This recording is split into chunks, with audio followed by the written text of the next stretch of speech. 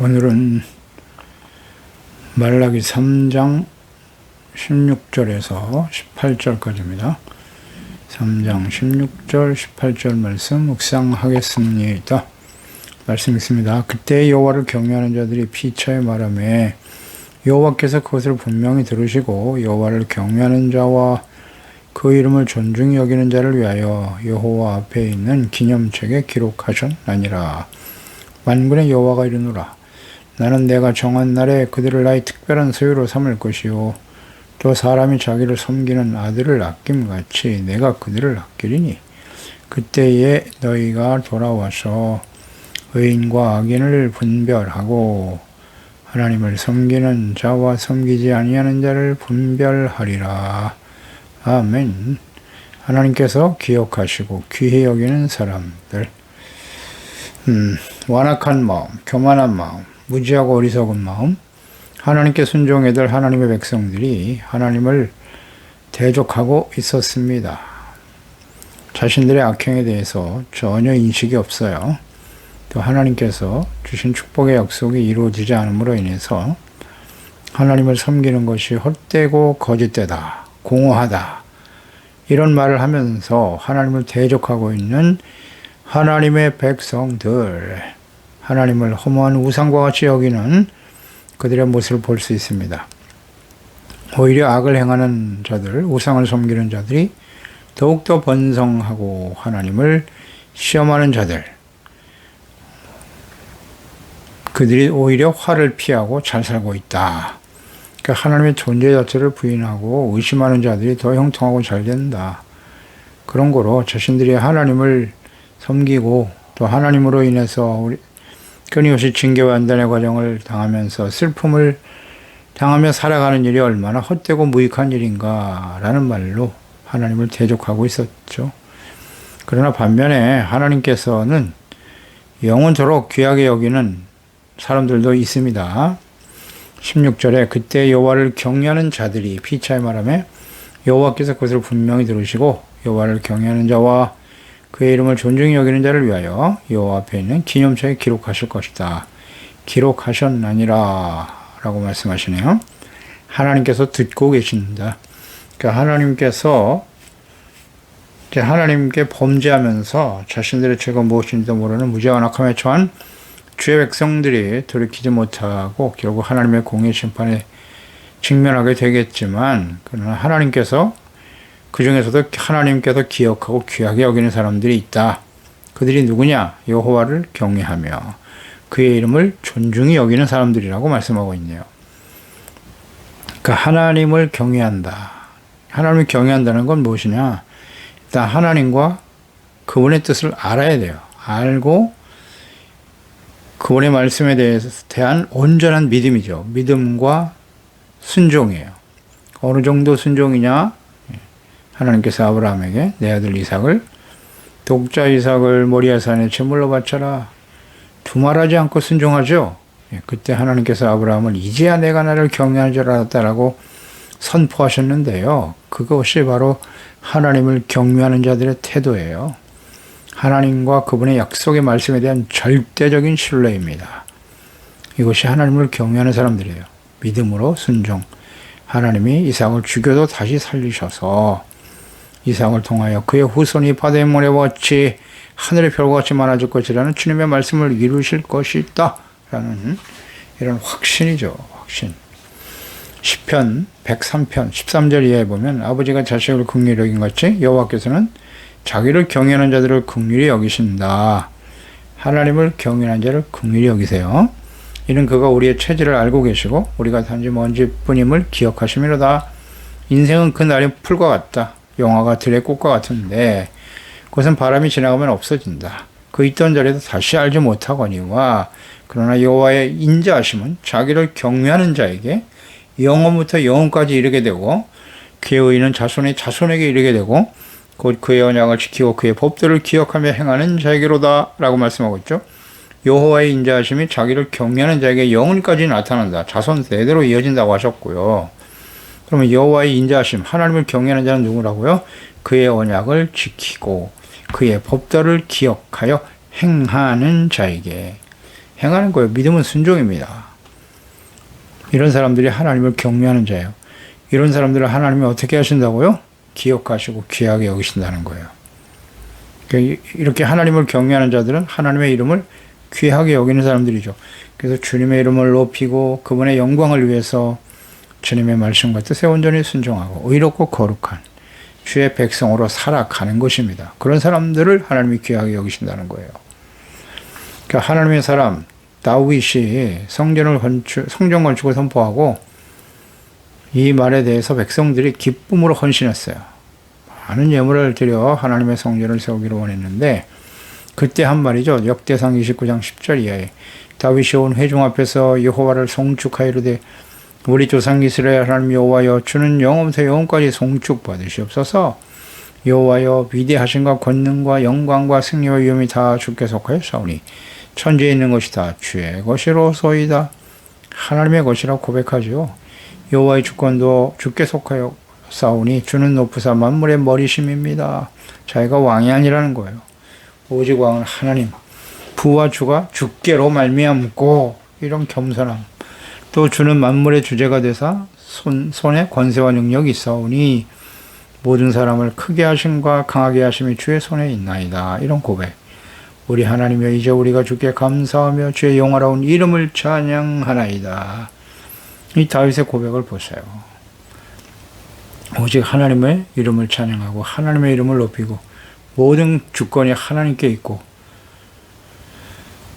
부와 존귀도 하나님께로부터 말미암아 주어지는 것이고 그러니 주의 이름을 높이고 찬양할 수밖에 없다는 거죠.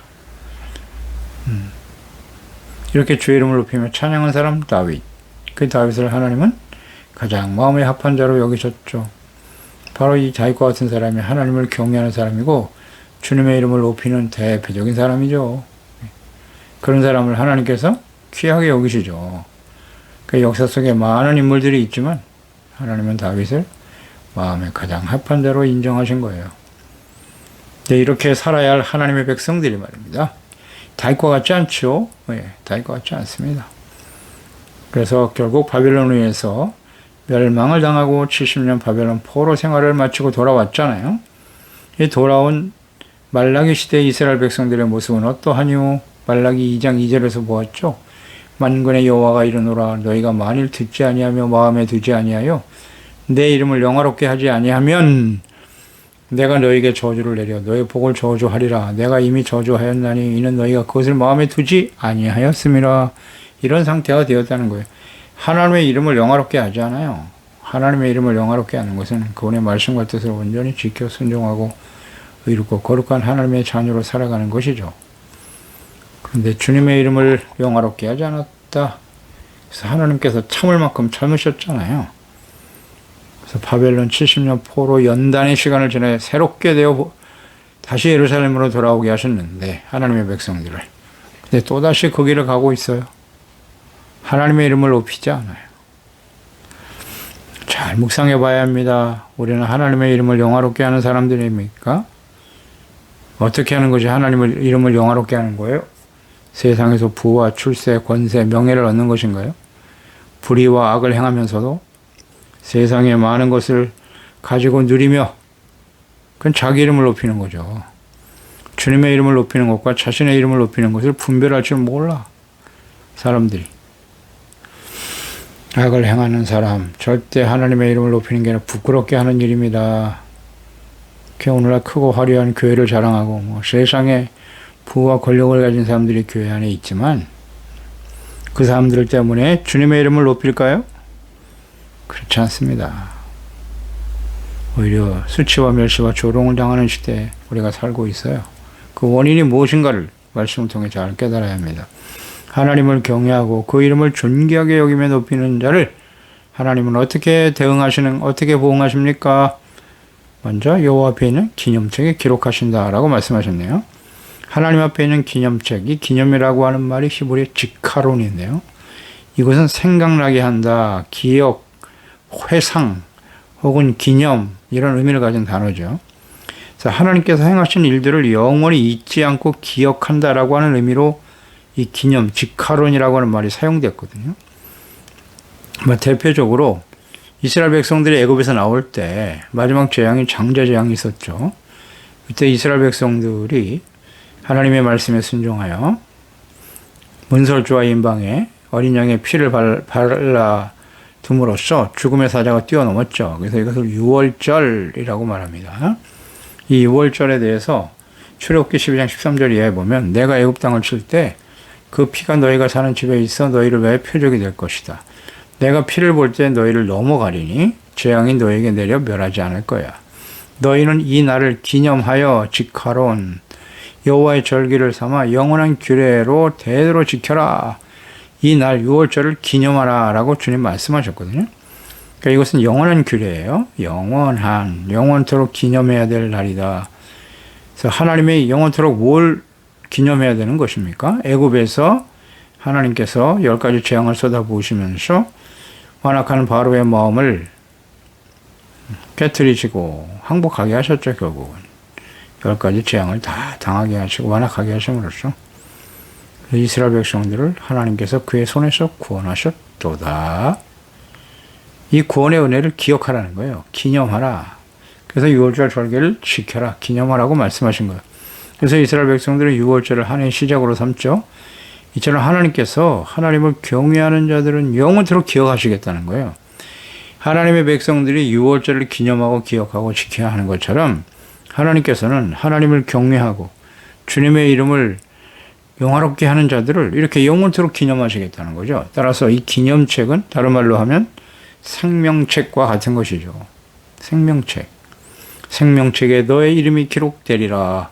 예수 그리스도를 믿고 구원받아 죄를 버리고 이롭다함을 얻고 영화로운 하나님의 자녀가 되어 주님의 이름을 높여드리고 하나님을 사랑하고 그 말씀을 지켜 순종하는 의롭고 거룩한 참된 하나님의 자녀와 그리스도인으로 살아가는 사람들, 당연히 기념책, 생명책 기록되게 하시겠죠. 하나님을 경외하는 사람들이니까요. 계시록 3장 5절에 이기는 자는 이와 같이 흰옷을 입을 것이고 내가 그 이름을 생명책에서 결코 지우지 아니하고 지워질 수 있다는 거예요. 그 이름을 내 아버지 앞과 그의 천사들 앞에서 신하리라. 아멘. 이기는 자, 죄를 이기고 세상을 이기고 악한 원수 마귀와의 싸움에서 이기고 결국은 자기 자신과의 싸움이죠. 우리 안에 끊임없이 일어나는 육체의 정욕, 안목의 정욕, 이 세상에서 자랑과의 싸움에서 이기고 하나님을 경외하고 주님의 이름을 높여드리는 일에 헌신하고 예수 그리스도의 이름을 높이고 주님을 증거하는 삶을 살았던 사람들. 기념, 영원히 기념하시겠다는 거예요. 그 이름을 영원히 잊지 않겠다. 계시록 20장 12절 또 내가 보니 죽은 자들이 큰 자나 작은 자나 다 그 보좌 앞에 서 있는데 백보자죠. 책들이 펴있다. 또 다른 책이 펴졌으니 곧 생명책이다. 죽은 자들이 자기 행위를 따라 책들에 기록된 대로 심판을 받으니 생명책에 기록된 자들은 영원한 구원에 참여하게 되는 것이고 악을 행하는 자들은 그 책에 기록된 죄악에 대해 심판을 받는다. 모든 것이 다 기록되어 있어요. 계시록 10장 15절에 누구든지 생명책에 기록되지 못한 자는 불못에 던져진다. 21장 27절 무엇이든지 속된 것이나 가정한 일 또는 거짓말하는 자는 결코 그리로 들어가지 못하리라. 새 예루살렘 오직 어린 양의 생명책에 기록된 자들만 들어가리라. 아멘. 이 기념책의 생명책이 어떤 사람이 하나님을 경외하고 그 이름을 높이는 사람들이에요. 주 예수 그리스도의 이름을 높이고 우리 삶을 통해서 입술로만이 아니라 그 하나님의 이름을 영화롭게 하고 하나님을 경외하는 삶에 대한 분명한 이해가 있어야 돼요. 이어서 17절에 만군의 여호와가 이르노라. 나는 내가 정한 날에 그들을 나의 특별한 소유로 삼을 것이다.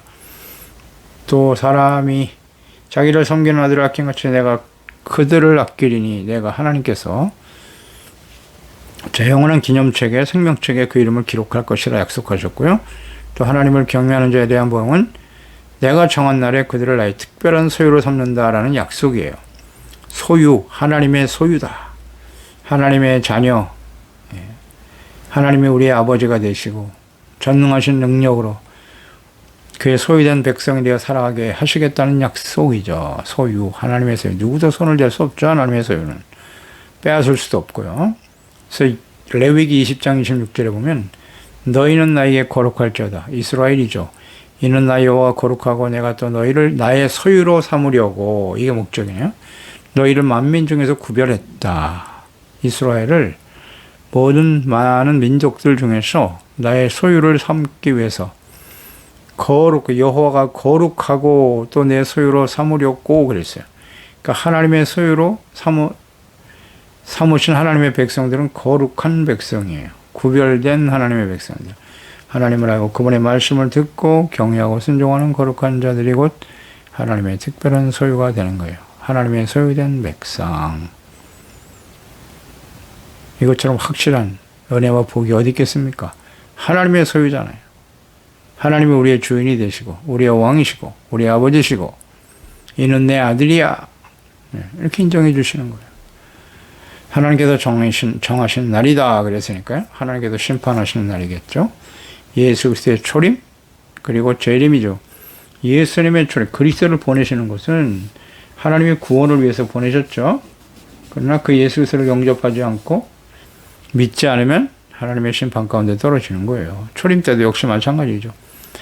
그래서 구원받은 하나님의 자녀들이 있는가 하면 예수님을 십자가에 못 박아버리고 그 결과로 로마에서 멸망을 당한 이스라엘. 그렇잖아요. 구원과 심판이 동시에 나타나죠. 재림도 역시 마찬가지예요. 예수님이 재림하시는 날 알곡과 가라지 구분하시는 날입니다. 구별하시는 날이에요. 그러니 우리가 하나님의 소유된 백성으로 살아가는 것은 얼마나 중요한가요? 베드로전서 2장 9절에 그러나 너희는 그리스도인들의 정체성이죠. 택하신 족속, 왕같은 제사장, 거룩한 나라, 그의 소유가 된 백성이다. 어두운 데서 불러내셔서 기이한 빛의 생명 구원의 빛 가운데로 인도하셨죠. 아름다운 덕을 선포하게 되는 것이다. 아름다운 덕, 거룩하고 진실된 의롭고 거룩한 하나님의 자녀로 주님의 은혜를 선포하고 증거하는 거죠. 디도서 2장 14절에도 그가 우리를 대신하여 자신을 주심은 모든 불법에서 우리를 속량하시고 우리를 깨끗하게 하사 선한 일을 열심히 하는 자기 백성이 되게 하려 하심이니라. 자기 백성, 하나님의 백성은 어떤 사람? 선한 일을 열심히 하는 사람. 몸과 마음을 깨끗하게 하는 사람, 마음이 청결한 사람, 불법에서 우리를 속량하시고 깨끗하게 하신 선한 일, 예수 그리스도의 십자가를 통해서 이루신 하나님의 놀라운 구원의 은혜를 소중하게 여기고 열심으로 하나님의 백성답게 살아가려고 하는 사람들 구별하시는 겁니다. 아들을 사랑하고 아끼는 부모와 같이 하나님께서 그를 경외하는 자들을 아끼시고 보여줄 것이다 라는 약속하셨네요. 하나님께서 하나님을 경외하는 자에게 주시는 말씀. 다윗에게 주신 말씀인데요. 역대상 17장 12절 이하에 보면 하나님께서 다윗의 성전을 지으려고 했지만 불허하셨죠. 그런데 그 아들 솔로몬에게 이 모든 것을 짓게 할 것이다. 건축하게 할 것이라는 약속을 주시면서 하신 말씀이죠. 그는 나를 위하여 솔로몬이에요. 집을 건축할 것이고 나는 그의 왕위를 영원히 경고하게 할 것이고 나는 그의 아버지가 되고 그는 나의 아들이 될 것이다. 아버지와 아들의 관계로 보호하시고 인도해 주시겠다는 약속이에요. 나의 인자를 그에게서 빼앗지 않을 것이고 내가 내 전에 있던 자에게 빼앗음과 같이 하지 아니할 것이며 라는 말씀을 하셨어요. 솔로몬을 사랑하시고 하나님을 경외하는 다윗의 아들이니까 아버지를 닮아서 그대로 하나님을 경외하는 아들이었기 때문에 이런 약속을 주신 거죠. 아버지가 되고 나는 그의 아들이 된다. 자, 이 말씀을 받았고요. 솔로몬에 그대로 증거했어요. 그리고 유언을 남길 때 분명히 말했죠. 내가 네 아비의 하나님을 알고 기쁘고 진실된 마음으로 하나님의 말씀을 듣겨 순종하라. 그렇지 않으면 하나님께서 너를 영원히 버리실 거다. 라는 말씀도 하셨죠. 그러니까 아들답게 자녀답게 하나님의 다스리는 거룩한 하나님의 나라 하나님을 경외하는 자가 되어야 할 것을 말씀하셨죠. 하나님의 뜻을 정확하게 이해하고 있어요. 다윗은. 솔로몬이 이어받았고 그에 대한 하나님의 약속이에요. 그러니까 하나님을 경외하는 자에게는 이같이 아버지와 아들의 관계가 돼요. 그러니까 예수 그리스도를 보내주시는 하나님의 은혜 영접하는 자 그 이름을 믿는 자들에게 하나님의 자녀가 되는 권세를 주신다고 하시는데요. 하나님의 아들로 살아가는 삶은 어떤 것인가? 은혜로 되어지는 일이지만 그 이후에 하나님의 말씀을 잘 듣고 순종하는 자에게 주시는 약속이라는 걸 우리는 생각해야 합니다. 아들과 아버지, 우리는 진정 하나님을 나의 아버지로 믿고 고백하고 인정하고 있나요? 하나님이 우리 아버지시라고요. 근데 그 관계가 이해가 되지 않아요.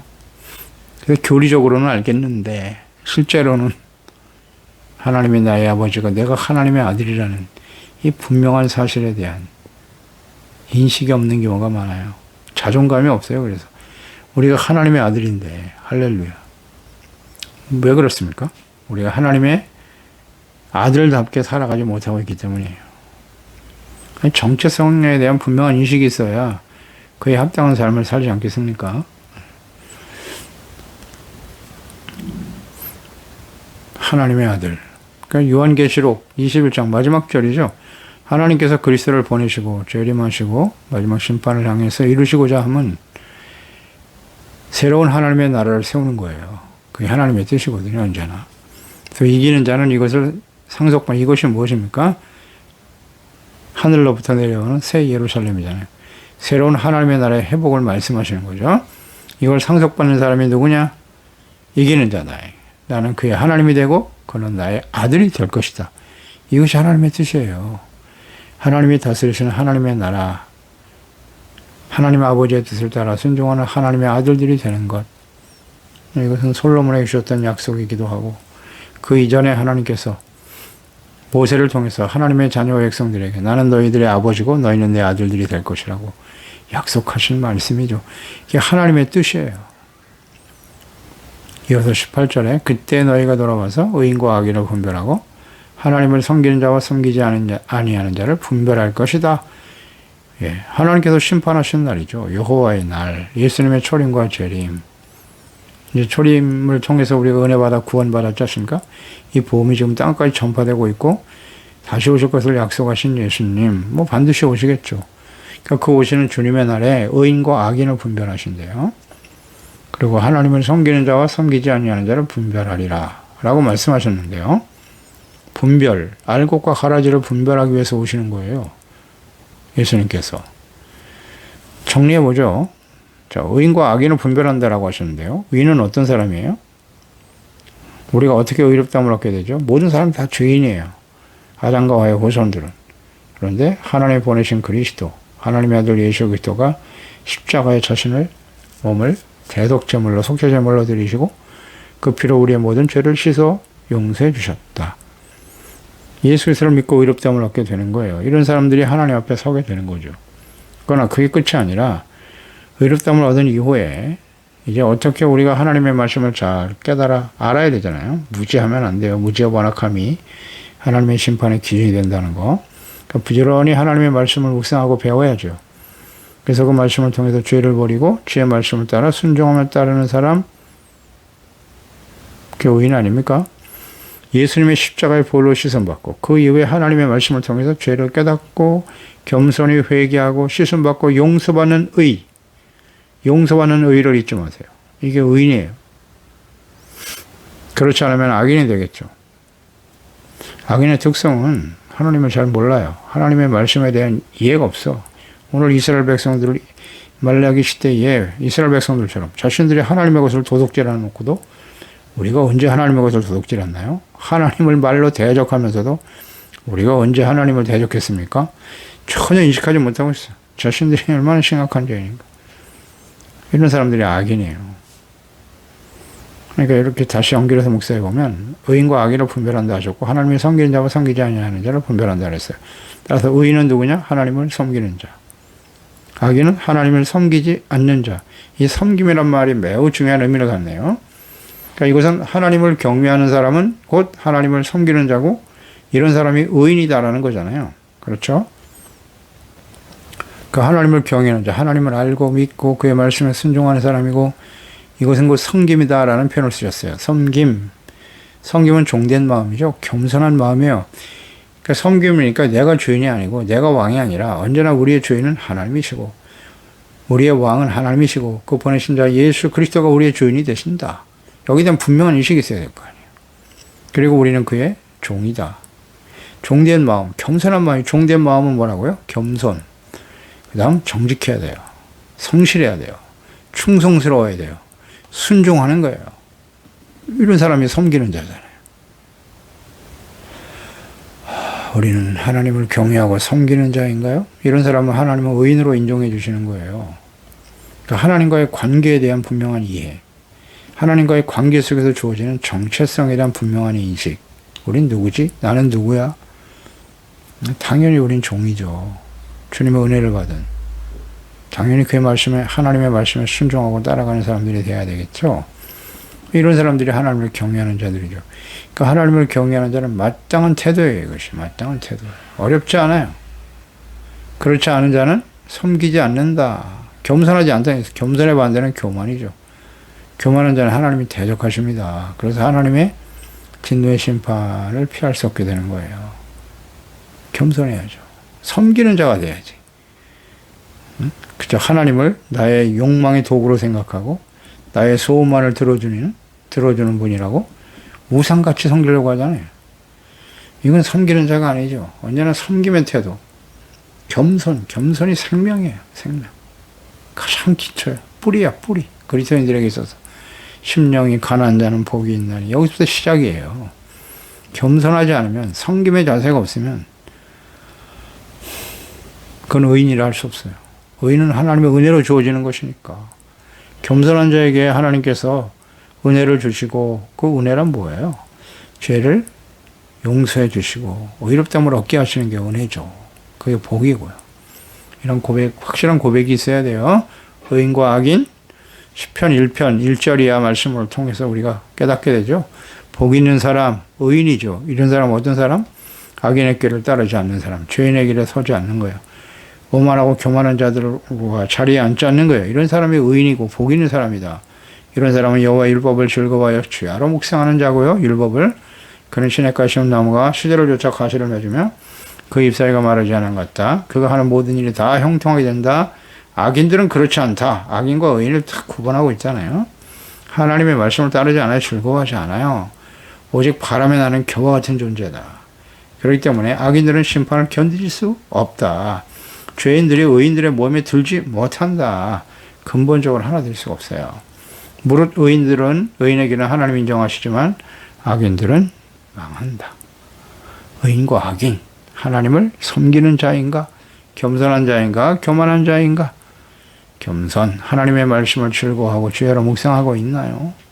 주의 말씀을 듣고 지켜 순종하는 것이 마땅한 태도라고 여기고 마땅한 생각이라고 여기며 순종하고 있나요? 오직 그냥 자신의 욕망과 뜻을 이루어달라고 하나님을 무슨 자신의 욕망을 실현해주는 도구로 생각하는, 이거 참 심각한 문제입니다. 이게 악인입니다. 겸손해야지 하나님 앞에. 의와 거룩함과 진실함으로 주님을 섬기는 종들이 되어야 합니다. 기도하겠습니다. 하나님 아버지, 오늘도 제 말씀을 통해서 말라기 시대, 이제 마지막 선지자죠. 더 이상 이제 하나님께서 그 백성들에게 하실 말씀이 없어요. 70년 포로 생활 이후에 연단되어 새 마음과 새 영혼을 주셔서 예루살렘으로 돌아오게 하셨고, 이제는 하나님을 잘 경외하고 섬기리라 기대했지만 시간이 지나가면서 또다시 말라기 시대의 이스라엘 백성들의 모습, 과거의 이스라엘 백성들과 전혀 다르지 않네요. 하나님 앞에 심각한 죄를 짓고 있으면서도 전혀 죄에 대한 깨달음이 없어요. 인식이 없습니다.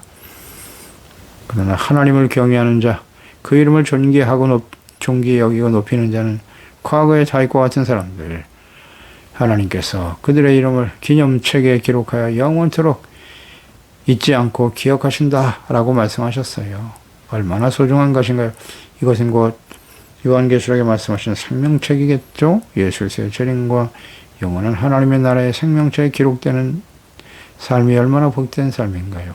하나님께서 그들을 또한 나의 특별한 소유로 삼을 것이라 말씀하셨고요. 그 아버지가 아들을 아낀 같이 하나님께서 아들 된 우리들을 아끼시고 귀하게 여기시고 보호해 주시리라. 의인과 악인을 하나님 분별하라. 예수 그리스도가 이 땅에 재림하시는 겁니다.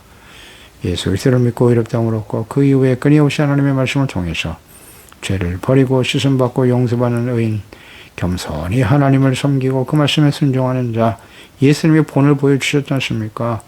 자신을 십자가에 내어주시기까지 순종하며 섬김의 삶을 사셨던 예수 그리스도의 삶을 본받아 영광스러운 모습으로 주님 앞에 주님을 맞이하고 영원한 하나님의 나라에 하나님과 함께 영원한 생명을 누리며 살아가는 우리 모든 지역들 자녀들이 되게 하여 주시옵소서. 예수님의 이름으로 기도드리옵나이다. 아멘.